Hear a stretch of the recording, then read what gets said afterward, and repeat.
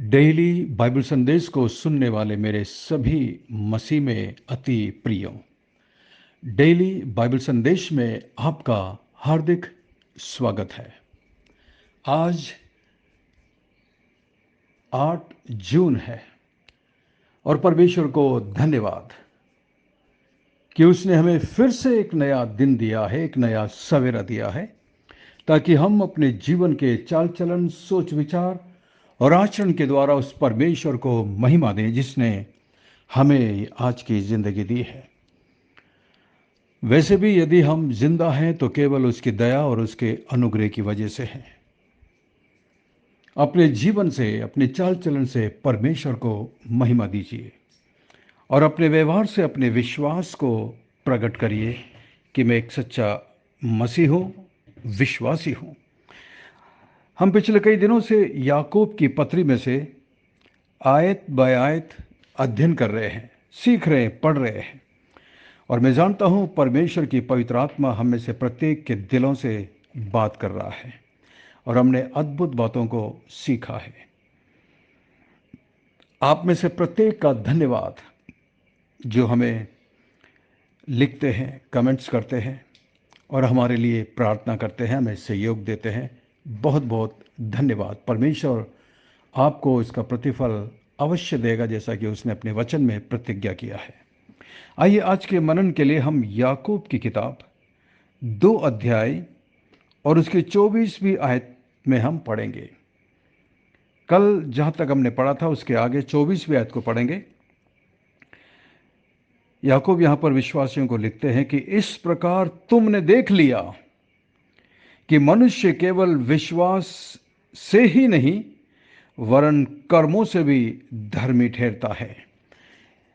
यहां पर अब याकूब अपनी बात के अंत में आता है और अपनी बात का एक निष्कर्ष, कंक्लूशन निकालता है और कहता है कि अब तुमने देख लिया कि किस तरह मनुष्य, कोई भी मनुष्य केवल विश्वास के द्वारा नहीं बल्कि उसके साथ साथ कर्म करने पर, विश्वास और कर्म जब दोनों साथ साथ होते हैं तब उसका उद्धार होता है, वो धर्मी ठहराया जाता है, परमेश्वर के सामने धर्मी ठहरता है। धर्मी ठहरने का मतलब उसके पापों से उसे क्षमा किया जाता है, उसे नया किया जाता है, उसे परमेश्वर की संतान बनाया जाता है। कितनी अद्भुत बात है।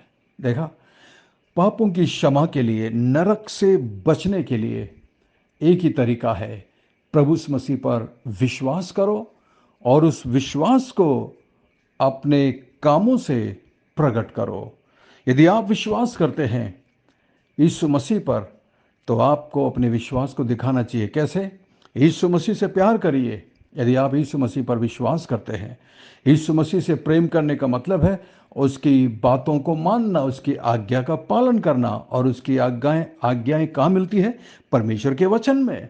परमेश्वर के वचन को पढ़िए, उसकी आज्ञा का पालन करिए, चर्च में जाइए, प्रभु की सेवा को सहयोग दीजिए, प्रभु के शुभ संदेश को फैलाइए चारों तरफ। अपने जीवन से, अपनी गवाही से दूसरों को मसीह के पास आने के लिए प्रेरित करिए। इस तरीके से आप अपने विश्वास को प्रकट करते हैं। तो मनुष्य कैसे धर्मी ठहरता है?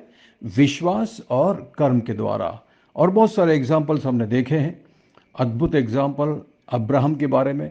आज हम एक और विशेष एग्जाम्पल देखेंगे जो अब्राहम से एकदम अलग है, एकदम विपरीत है। और वो एग्जाम्पल है, आगे की आयत में लिखा हुआ है, वैसे ही राहाब वेश्या भी। अब याद रखिए, राहाब एक वेश्या है। हम इसे यहोशू की किताब 2 चैप्टर में हम पढ़ सकते हैं। जब यहोशू इजरायलियों की अगुवाई करता हुआ जा रहा था, आसपास के अनेक राज्यों को जीतता हुआ जा रहा था, उनके आगे एक और महानगर था, उसका नाम था यरीहो। यरीहो को जीतने के लिए सबसे पहले यरीहो के बारे में जानना जरूरी था। इसलिए यहोशू अपने 2 सेवकों को भेजता है, 2 लोगों को भेजता है कि जाओ और वहाँ पर पता करो कि वहाँ के लोग कैसे हैं, वहाँ की सिस्टम कैसा है।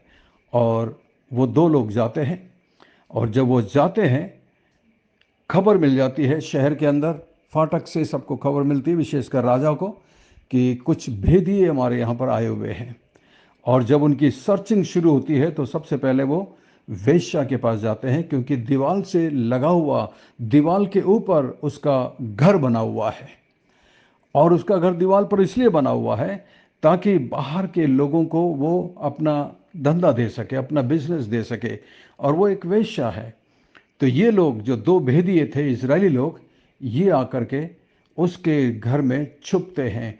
और जब सिपाही लोग आकर ढूंढते हैं और उससे पूछते हैं, राहाब वेश्या से, कि यहाँ पर क्या कोई भेदिए आए हैं, हमने सुना है कुछ भेदिए हमारे नगर का भेद लेने आए हैं, तब वो मना कर देती है और उन दोनों को छुपा कर रखती है। ऐसा उसने क्यों किया? ऐसा उसने इसलिए किया, यदि आप यहोशू की किताब को पढ़ेंगे तो आपको वहाँ पर कहानी समझ में आएगी कि इस स्त्री ने सुन रखा था, सुना था कि इज़राइलियों का परमेश्वर महान है। इज़राइलियों के परमेश्वर ने उन्हें आसपास के कई राजाओं पर विजय दी है।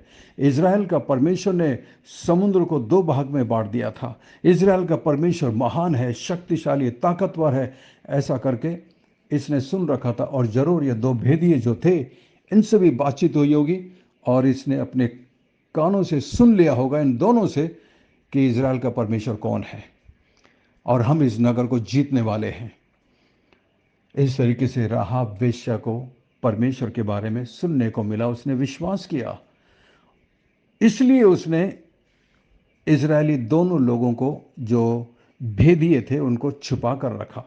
क्यों? क्योंकि उसको विश्वास था कि इनका परमेश्वर बड़ा है, इनका परमेश्वर मुझे भी बचा सकता है, चाहे मुझे इनको छुपाने में मेरा कुछ भी नुकसान हो जाए। और इस तरीके से राहाब वेश्या ने अपने विश्वास के अनुसार काम किया, अपने विश्वास को अपने कामों से प्रकट किया। देखिए आगे क्या लिखा है। वैसे ही 25वीं आयत में, वैसे ही राहाब वेश्या भी, जब उसने दूतों को अपने घर में उतारा और दूसरे मार्ग से विदा किया, तो क्या कर्मों से धार्मिक ना ठहरी? राहाब वेश्या जो सबसे गंदी स्त्री थी, एकदम समाज से बहिष्कृत स्त्री थी, जिसको सब नीची नज़र से देखते हैं, परंतु जब इसने परमेश्वर पर विश्वास किया और उस विश्वास के अनुसार काम किया, तब वो स्त्री धर्मी ठहराई गई। धर्मी ठहरने का मतलब, जैसा मैंने बताया आपको शुरू में, उसके सारे पाप क्षमा हुए, परमेश्वर के साथ उसका एक संबंध हो गया, परमेश्वर के लोगों में वो शामिल हो गई। कितनी अद्भुत बात है, कितनी अद्भुत बात है। परमेश्वर पर विश्वास किया और इसलिए वो धर्मी ठहराई गई। जिस तरह अब्राहम ने परमेश्वर पर विश्वास किया और उसने काम करके दिखाया कि उसका विश्वास कैसा है, इसलिए अब्राहम धर्मी ठहरा। उसी तरह यहाँ पर ये वेश्या राहाब भी, इसने भी परमेश्वर पर विश्वास किया, और उसके बाद जब वो उन भेदियों को भेजती है, उनसे बोलती है कि कृपया जब आप लोग इस शहर पर हमला करेंगे तो कृपया मुझ पर दया करना। तब वो दोनों भेदिए बोलते हैं, हाँ जरूर, आप उसके लिए एक काम करना, जिस खिड़की से हम यहाँ से उतर कर जा रहे हैं, इसी खिड़की पर आप एक लाल रंग का धागा, एक लाल रंग का सूत लटका देना इस पे, और जब हम आएंगे युद्ध करने के लिए, हमारी सेना को हम बता देंगे कि जिस खिड़की पर लाल रंग का धागा लटकेगा वो वेश्या राहाब का घर है, उसे छोड़ देना, उसे बचा लेना। इस तरीके से उसने एक लाल रंग की डोरी लटका दी। और जब यहोशू के सैनिक उस यरीहो शहर पर हमला करने के लिए आए, उन्होंने सारे लोगों को बंदी बनाया और वहाँ के सारे लोगों को अपने कब्जे में किया, और कई लोगों को मौत के घाट उतारा जिन्होंने उनका विरोध किया, दुश्मनों को मारा। लेकिन राहाब वेश्या बच गई उस डोरी की वजह से, और वो इजरायली सेना के साथ बच कर निकलती है और इजरायलियों के साथ शामिल हो जाती है। इस तरह वो परमेश्वर के लोगों में शामिल हो जाती है। मैं सोचता हूँ तब से उसका जीवन बदल गया होगा। उसने अपने पुराने काम, जो गंदा काम वो करती थी, जो गलत काम वो करती थी, उससे उसने पश्चाताप किया, मन फिराया, और परमेश्वर ने उसको माफ़ किया। परमेश्वर आपके किसी भी प्रकार के पाप को माफ़ कर सकता है। परमेश्वर के लिए कुछ भी मुश्किल नहीं है, परंतु बात यह है कि आप उस पर विश्वास करते हैं। क्या आप अपने पापों से पश्चाताप करते हैं? क्या आप अपने पापों को उससे अंगीकार करते हैं? अगर आप ऐसा करेंगे तो परमेश्वर आपको भी आपके पापों से क्षमा करेगा, आपको नया जीवन देगा और इस तरह आपका जीवन धन्य होगा। आप परमेश्वर के बेटे और बेटियां बन सकते हैं। कितनी अद्भुत बात है। यहाँ पर ये वेश्या धर्मी ठहरी। 26 में आते, जैसे देह आत्मा के बिना मरी हुई है, वैसा ही विश्वास भी कर्म के बिना मरा हुआ है। यदि इस शरीर में से आत्मा निकल जाए तो फिर ये शरीर किस काम का है? किसी काम का होगा? किसी काम का नहीं होगा। ये शरीर मरा हुआ होगा और मरा हुआ शरीर कोई काम नहीं करता अगर इसमें से आत्मा निकल जाती है। उसी तरह यदि विश्वास में से कर्म को दूर कर दिया जाए, हटा दिया जाए, तो विश्वास अपने आप में मरा हुआ है। दोनों उसी तरीके से यदि आप कर्म में से विश्वास को हटा दें तो आपका कर्म व्यर्थ है। तो एक सिक्के के ये दो पहलू हैं, विश्वास और आपका कर्म। अपने विश्वास से दिखाइए, अपने कर्मों से दिखाइए कि आप कितने अच्छे विश्वासी हैं। अगर आपके जीवन में ऐसी कोई बात है जो परमेश्वर को नापसंद है तो उससे क्षमा मांगिए, माफ़ी मांगिए। वो आपको माफ़ करके नया जीवन देगा। आइए हम प्रार्थना करें। स्वर्ग में विराजमान जीवित और जिंदा परमेश्वर, अनुग्रहकारी दयालु पिता, धन्यवाद आज के दिन के लिए, आज के समय के लिए प्रभु। आपकी सारी आशीषों के लिए धन्यवाद, धन्यवाद, धन्यवाद प्रभु जी। आज के वचन के लिए धन्यवाद कि किस तरह राहाब वेश्या ने आप पर विश्वास किया और उसके विश्वास और उसके कर्म की वजह से वो धर्मी ठहरी। उसी तरह प्रभु, यदि इस बाइबल संदेश में ऐसा कोई है जिसने प्रभु अभी तक उद्धार नहीं पाया है, तो आप उसकी मदद करिए ताकि वो आप पर विश्वास करे और अपने विश्वास को अपने कर्मों से प्रदर्शित करे। महान परमेश्वर, मैं प्रार्थना करता हूँ इस बाइबल संदेश के सुनने वाले मेरे सभी अति प्रिय विश्वासी भाई बहन, आंटी अंकल, जितने भी लोग इस ग्रुप में जुड़े हुए हैं प्रभु, मैं प्रत्येक के लिए प्रार्थना करता हूँ। प्रत्येक पर अनुग्रह और दया करना महान परमेश्वर। प्रार्थना करते हैं सिस्टर एशिका के लिए प्रभु जी, आप उन पर अनुग्रह और अपनी कृपा को उन पर बनाए रखना, उनकी हर एक आवश्यकताओं को अपने स्वर्गीय भंडार से पूरा करना प्रभु जी। हम प्रार्थना करते हैं मान परमेश्वर भाई ललित के लिए, उनके परिवार के लिए प्रभु जी, आप उन पर रहम और दया करना प्रभु जी। धन्यवाद, प्रार्थना सुनकर आपने प्रभु जो चंगाई उनको दी है उसके लिए हम आपका धन्यवाद करते हैं। हम प्रार्थना करते हैं मान परमेश्वर राहुल के पिताजी के लिए प्रभु जी, आप अपना हाथ उन पर भी बढ़ाकर उन्हें चंगाई करना मान परमेश्वर। मैं प्रार्थना करता हूँ मान परमेश्वर भाई जीपी राही के लिए, उनके परिवार के लिए प्रभु जी, तेरी आशीष, तेरी कृपा उनके जीवन पर, उनके बच्चे पर निरंतर बनी रहे मान परमेश्वर।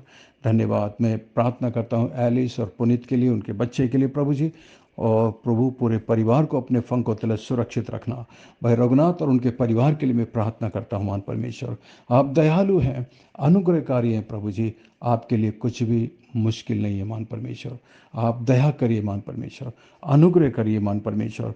आपके लिए कुछ भी मुश्किल नहीं है प्रभु। आप मदद करिए, आप सहायता करिए। मेरे जितने भी मसीही दोस्त हैं प्रभु, मेरे बचपन के दोस्त प्रभु, जितने भी अलग अलग जगह आपके सेवा को कर रहे हैं मान परमेश्वर, आप उनमें से प्रत्येक पर अपनी कृपा, अपना अनुग्रह बनाए रखना, उन्हें अपनी महिमा के लिए इस्तेमाल करना मान परमेश्वर। प्रार्थना करते हैं विशेषकर इमैनुअल सोसाइटी के लिए प्रभु जी, उसमें जितने भी आपके दास और दासी आपकी सेवा करते हैं, आप उनमें से प्रत्येक पर अनुग्रह करिए। मैं प्रार्थना करता हूँ डॉक्टर सैमुअल थॉमस के लिए प्रभु, जो सारी संस्था का बोझ उनके सिर पर है प्रभु जी, जिम्मेदारियां उनके सिर पर है प्रभु। आप अपनी पवित्र आत्मा के द्वारा अगुवाई करिए, सहायता करिए प्रभु जी, ताकि वो मिनिस्ट्री तेरी सेवा के लिए चल सके। इस वक्त इस प्रार्थना में शामिल मेरे भाई के लिए मैं प्रार्थना करता हूँ। महान प्रभु, आप उनकी आवश्यकताओं को जानते हैं, उन पर अनुग्रह और दया करिए। मैं प्रार्थना करता हूँ इस वक्त मेरी बहन के लिए जो इस प्रार्थना में मेरे साथ जुड़ी है प्रभु जी, उनके परिवार में आपकी आशीष रहे। उनके हस्बैंड को, उनके बच्चों को आप अपनी आशीष देना प्रभु जी, अनुग्रह और कृपा करना प्रभु। अपनी स्वर्गीय भंडार से उनकी हर एक आवश्यकताओं को पूरा करना। मान परमेश्वर, हम प्रार्थना करते हैं सिस्टर बीना के लिए प्रभु, उनके परिवार के लिए, उन पर अनुग्रह और दया करना प्रभु। प्रार्थना करते हैं सिस्टर दमयंती के लिए प्रभु, उन पर भी तेरी दया, तेरी कृपा बनी रहे प्रभु। धन्यवाद, धन्यवाद, धन्यवाद प्रभु। हमारी प्रार्थना को सुनकर जवाब देने के लिए धन्यवाद। सब कुछ यीशु मसीह के मीठे महापवित्र नाम से मांगते हैं, आमीन, आमीन। बहुत बहुत धन्यवाद संदेश को सुनने के लिए। मैं आशा करता हूँ संदेश के द्वारा परमेश्वर ने आपके दिलों से बातचीत की है। यदि आप आशीषित हुए हैं तो आप इस संदेश को अपने दूसरे मसीही दोस्त भाई बहनों के साथ शेयर करिएगा, ताकि वो भी इसके द्वारा आशीषित हो सकें। और यदि ये संदेश आपके पास पहली बार पहुंचा है और आप यदि हमारे बाइबल संदेश ग्रुप से जुड़ना चाहते हैं तो हमारा नंबर है 9927464924। Pastor Mani Thomas, Emmanuel believers church, Agra. हमारे लिए प्रार्थना करिएगा। अंत में सवाल है, यहोशू की किताब 2 अध्याय को पढ़कर बताइएगा कि राहाब कौन थी और कैसे वो धर्मी ठहरी। Who was Rahab and how she was justified? God bless you. We love you. Have a great day and take care. अपना ख्याल रखिएगा, विशेषकर इस गर्मी के मौसम में सुरक्षित रहिएगा, अपनी देखभाल करिएगा। Thank you.